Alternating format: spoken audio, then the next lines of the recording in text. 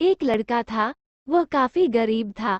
उसके पास ना तो कुछ खाने को था और ना ही रहने को घर था। वो अपने दोस्त के घर रहा करता था। उसने एक छोटी सी कंपनी में पेंटिंग का काम करना शुरू कर दिया। धीरे धीरे उसके पास काफी पैसे भी हो गए। बाद में वह काफी धनी भी हो गया। लेकिन अभी भी उसके अंदर कुछ कमी का एहसास होता था।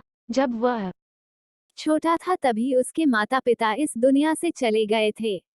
उसने कभी प्रेम को नहीं जाना था। एक दिन जब वह अपने किसी काम से बाहर गया था तो उसे एक लड़की दिखी जो कि काफी अच्छी और खूबसूरत थी। उसको देखते ही इस लड़की को उस लड़के से प्रेम हो गया। वो काफी देर तक उस लड़के को देखती रही। कुछ देर बाद वो लड़की वहां से चली गई। कुछ दिनों तक ये लड़का उस लड़की को खोजता रहा लेकिन वो लड़की न मिली। लेकिन नियति ने उस लड़की से इस लड़की को मिला दिया। वो लड़की इस लड़के के घर काम की तलाश में आई थी। लड़के ने लड़की को तुरंत घर के काम के लिए रख लिया।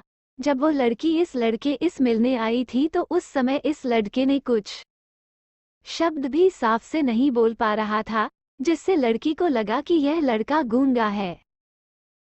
लड़का भी जान गया था कि यह लड़की हमें गूंगा समझती है। इसके साथ ही ये लड़की समझ गई थी कि यहाँ लड़का इस घर का नौकर है ना कि मालिक है।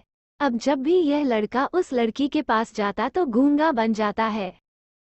धीरे धीरे वह लड़की इस लड़के पर काफी रहम खाने लगी।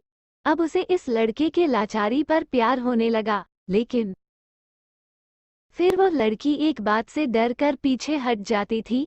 इस लड़की के भी माता पिता बचपन में ही मर चुके थे। इस लड़की को इसके चाचा ने पाला था और वह चाहता था कि वो जब तक जिंदा रहे ये लड़की उसके खाने और पीने का पैसा दे। लड़की का प्रेम हद से भी बाहर जाने लगा। लड़के के एक खांसी पर भी वो लड़की दौड़े उस लड़के के पास पहुंच जाती थी। अब लड़का भी समझ गया कि इस लड़की को मुझसे प्रेम हो गया है। लड़का भी बहुत ज्यादा उस लड़की से प्रेम करता था। उसने पहले लड़की बारे में सब कुछ पता किया। जब उसे सब पता चल गया तो वो बहुत रोने लगा क्योंकि उसने गूंगे होने का झूठ बोला था। अब वो दिनों रात रोने लगा। लड़की अपने सैलरी में से लड़के की इलाज करवाने को कहती थी। एक दिन सुबह ही उस लड़की को पता चला कि वो लड़का हॉस्पिटल में भर्ती है।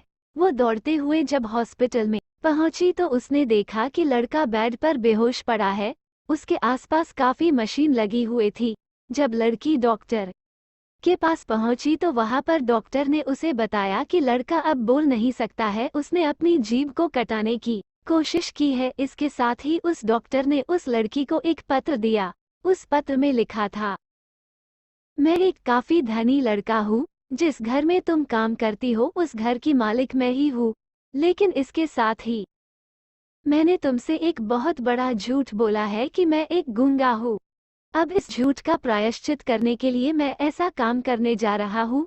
इसके साथ ही तुम मेरे घर से मेरे मैनेजर से पैसों को लेकर अपने चाचा को दे देना और एक नई जिंदगी की शुरुआत करना।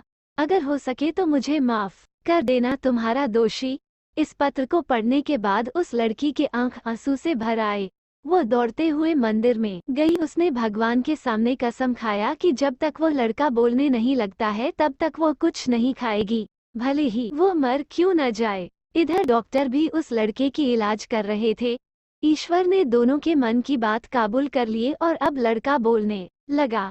लेकिन वो अपनी याददाश्त को खो गया। अब उसे कुछ भी नहीं याद था।